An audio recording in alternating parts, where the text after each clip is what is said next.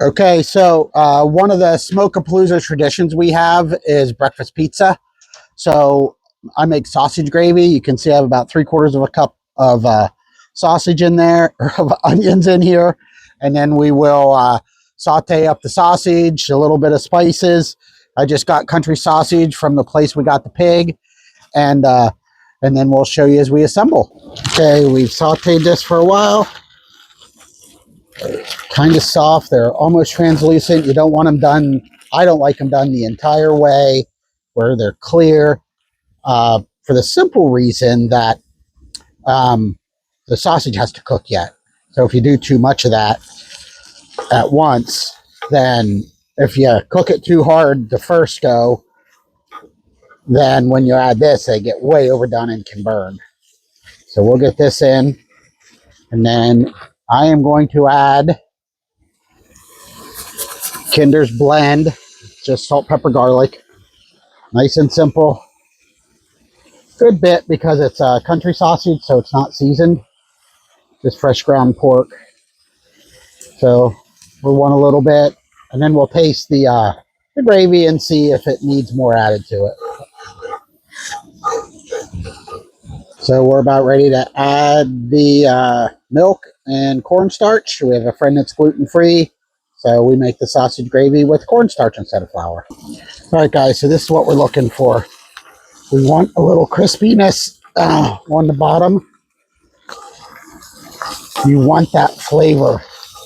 Don't be afraid of it. But to have it hot enough to do that, before we put the milk in, we need to turn this puppy down some.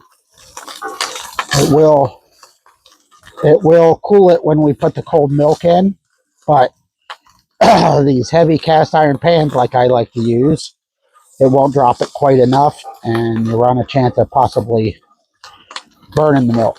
So we don't want to do that. So we're going to put that down, give it a minute, and then we'll be adding the milk.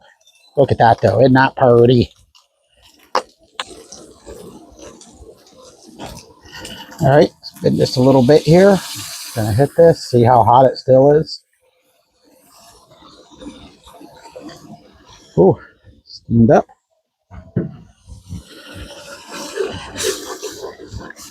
Trying to get all that goodness out. Oh, a little too dark, maybe.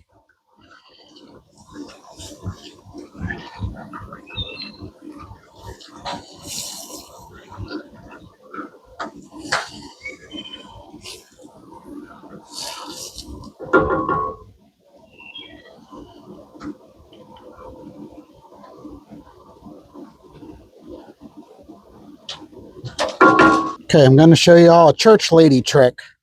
A nice lady at a church I used to go to taught me this. Put in whatever you're thickening with, whatever you want to do for that. Sometimes I'll use water. Want to leave a little bit of room in that jar.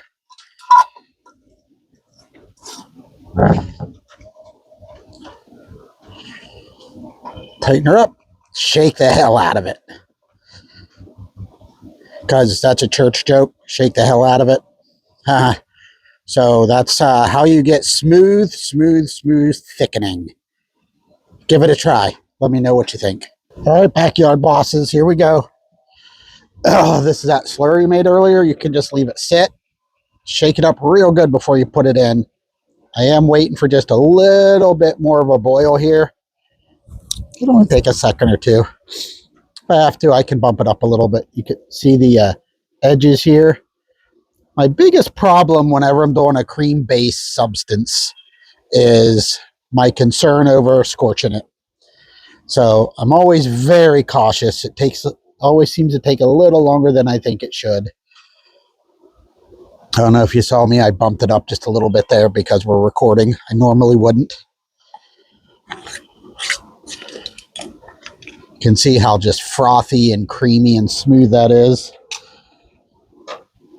And we just kind of want to add that as she comes to a boil nice and slow. And watch the magic happen.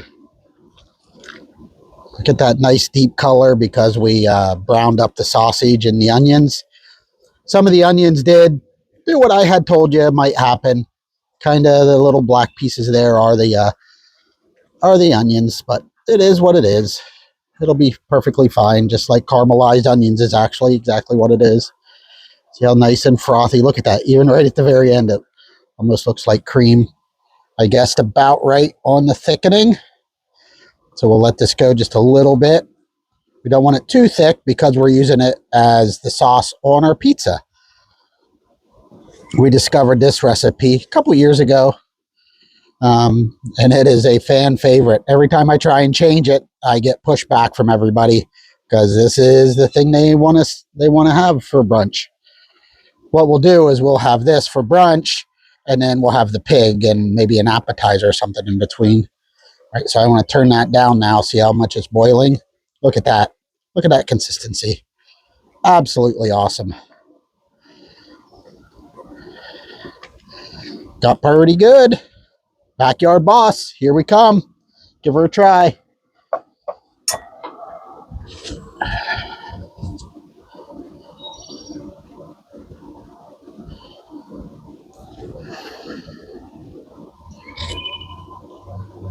Oh, awesome. So what I did when the camera wasn't rolling, put about a tablespoon of pepper in. I like it peppery, especially because we're using that on the sauce.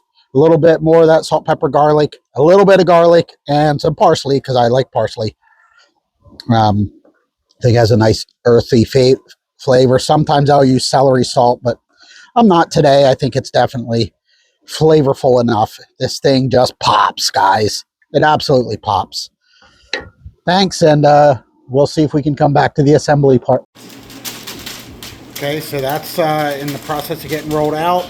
This one you can see we were already rolled out, kind of pushed it up on the edges a little, and we poked some holes. All right, so we have the par baked and gluten-free, and then we're gonna cheese it and bacon and sausage. Perfect. Thank you. Lots of berries.